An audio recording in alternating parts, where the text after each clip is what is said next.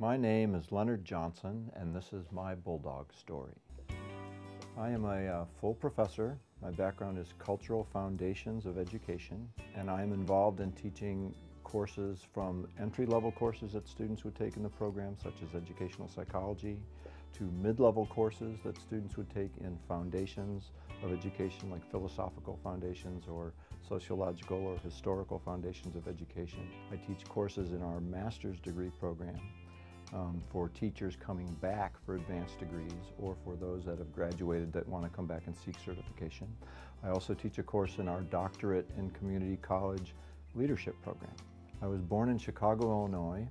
I was raised in Harbert, Michigan, which is probably 10 miles from the Indiana line. I went to college at Kalamazoo College.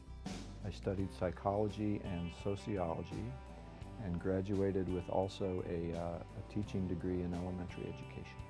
I was an avid ultimate Frisbee player in college, and that is a sport that required lots and lots of running. And toward the end of the 90s, I developed a problem with a hip and eventually had to have a hip replacement. But so I changed in disc sports from playing ultimate Frisbee to playing disc golf, and I do that quite regularly. My first job out of college was here at Ferris in 1977 as a residence hall director. I started as a hall director here at Miller Hall, and then was a supervising head resident in Peterborough and Henderson. I left here in 1980 and went to Kent State University to continue on in higher ed administration. Was eventually a dean of students in Kentucky. As I finished my doctorate in education in the late 90s, had a teaching position at Kentucky State University, left there for a position as a half-time chairperson of a department and full-time faculty person at a small liberal arts college in Wisconsin, in Ladysmith, Wisconsin, called Mount Scenario College.